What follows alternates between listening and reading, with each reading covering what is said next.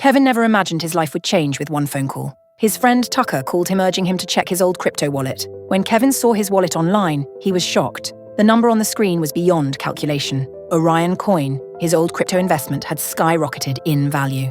The same crypto investment that was once the reason for his grandfather to throw him out of his wealthy family as he wasted his entire inheritance on it. And now, in an instant, Kevin was the richest man in the city, maybe even the world. Despite his newfound wealth, Kevin kept it a secret.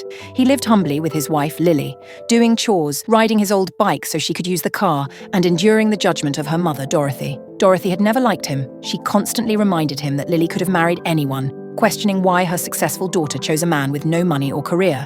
Kevin bit his tongue, promising her that one day he would prove his worth. Lily's best friend, Rachel, was no kinder. She ridiculed Kevin, calling him a burden, comparing him to a washed-up version of his past self. Lily defended him, but her frustration was clear. She missed the man she had first fallen for, the confident, charming version of Kevin. Their relationship was strained, and the romance between them was slipping away. Lily told Rachel that her company was in trouble. A financial mistake had left them owing $7 million, and though an investor had covered $3 million, she still needed to find $4 million more within a week. Kevin was eavesdropping Lily's conversation with Rachel about how she feels about him and her financial trouble at her company, and wanted to tell her he could help. But fate had other plans. His estranged grandfather reached out for the first time in years. The powerful and wealthy Williams family had gone bankrupt, and now the same man who had disowned Kevin was begging for help. Orion Coin had made Kevin richer than he ever dreamed, and now his grandfather wanted him back. The offer was tempting, but Kevin wasn't sure if he could forgive the past. Determined to reclaim his confidence, Kevin made a decision. He would no longer let others look down on him. He would rebuild himself, not just for Lily, but for his own pride. So he told his wife Lily that he could help her company, but Rachel made fun of him for even offering to help, and Lily couldn't believe him. The next morning, Kevin drove Lily to work on his bike, watching her as she struggled under the weight of her failing company. She blamed herself, even though it wasn't her fault. Kevin wanted to fix everything, but he knew that words wouldn't be enough. Action was what mattered. As he dropped his wife to her office, he encountered her colleague, a wealthy businessman, Bradley, who was flirting with Lily in front of him. Bradley presented Lily with an expensive-looking necklace, but Kevin instantly recognized it as a fake. In one swift move, he shattered Bradley's attempt to impress his wife, exposing the lie. But instead of thanking him, Lily was furious. Bradley was a key investor in her company. Kevin apologized to Bradley as his wife's demand, but he also warned Bradley, asking him to stay away from Lily. That afternoon, he made his way to his grandfather's estate, where Kevin laid down his conditions on behalf of saving the family. He wanted a real dream lover's necklace delivered to Lily in secret, and for Bradley to be fired from his position. His grandfather agreed, impressed by Kevin's newfound confidence. The deal was sealed. Kevin would take over Williams Media, the most powerful entertainment company in America. He would be its new leader, building an empire of his own. Just then, Lily called Kevin and apologized for how she had treated Kevin earlier, but he brushed it off, understanding her stress. She asked him to pick up a suit for dinner with her family that night, hoping he could make a good impression. Kevin promised he would. Later, Dorothy continued to further humiliate Kevin, questioning why he and Lily had no children even after 2 years of marriage. She hinted that Kevin should get tested for fertility issues, further insulting him. Frustrated, he walked away. That evening, he met up with his old friend Tucker at his college reunion party. At the reunion, he saw Brittany, a former college queen who had become a celebrity. She bragged about signing a contract with Williams Media, unaware that Kevin now owned the company. She mocked his appearance, but Kevin only smirked. She had no idea who she was talking to. Lily had just finished work when her mother, Dorothy, came to her office to pick her up. She had brought a stranger with her, a delivery man who insisted he had to personally hand over a package. The moment Lily opened the box, she gasped. Inside was a dream lover's necklace, one of the rarest and most expensive pieces of jewelry in the world. Dorothy, ever the enthusiast, urged her daughter to try it on. Lily hesitated. The necklace was an extravagant gift, and she could only think of one person who might have sent it, Bradley Smith. But if it really was from Bradley, Kevin would never forgive her for accepting it. But as Dorothy insisted, she accepted it. At home, while getting ready for family dinner, Lily stood in front of the mirror, wearing the necklace. As her fingers brushed against the rare stone, a realization dawned on her. She had spent so long clinging to her relationship with Kevin, trying to make it work, that she had forgotten what it felt like to be seen and valued. In that fleeting moment, she resolved to end things with Kevin that very night. But that resolution faded the moment Kevin appeared dressed in a perfectly tailored suit.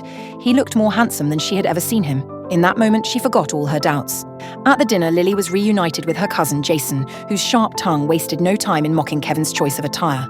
Jason, ever the show-off, flaunted his own $20,000 suit and ridiculed Kevin's gift-bought ensemble. Just then, the Jones family matriarch, Grandma Joan, entered the room. A woman of iron will and sharp business acumen, she wasted no time in making an announcement that Williams Media had a new CEO, and the first person who could successfully form a partnership would be rewarded handsomely. Lily confidently mentioned her connection to Bradley Smith, who was on the board of Williams Media. Grandma Joan, however, entrusted the task to Jason instead. Lily was disappointed, but Kevin comforted her, telling her that Jason had no chance of closing the deal, as Lily was far more capable. In the morning, Lily noticed something different about Kevin. He had changed, but in a way she couldn't quite put into words. She asked him about it, but before Kevin could fully explain, his phone rang. The sudden interruption left Lily uneasy. Was he hiding something? Was there another woman? Later that day, Kevin, on his way to his first day as a CEO of Williams Media, found himself in an unexpected altercation when Brittany, the college diva, crashed into his bike and started blaming Kevin, assuming he was the security guard there. When an assistant arrived and attempted to fire Kevin on the spot, it was only then that the manager there revealed Kevin's true identity. He was the new CEO of Williams Corporation. Brittany and the assistant were stunned.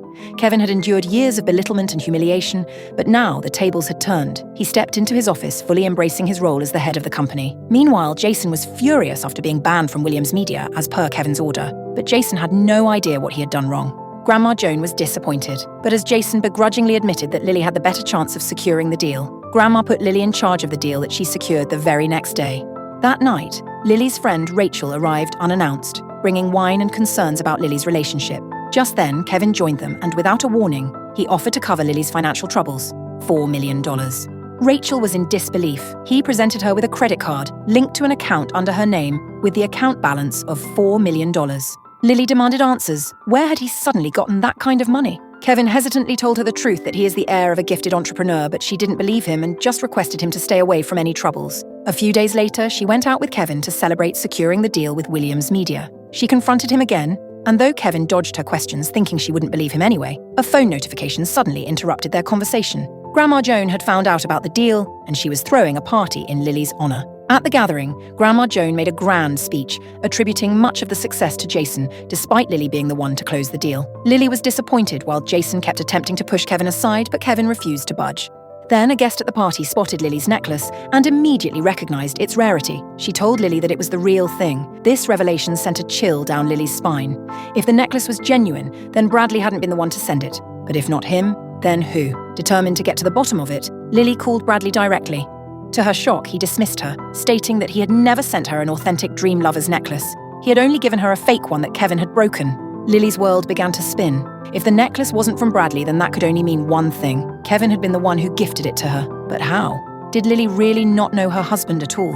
Has he been lying to her from the beginning? With questions running through her mind, furious, she went to her lying husband and threw her drink on his face in front of everyone. Please subscribe to the Pocket FM YouTube channel and press the bell icon for instant notification. Check out our channel for more such exciting shows.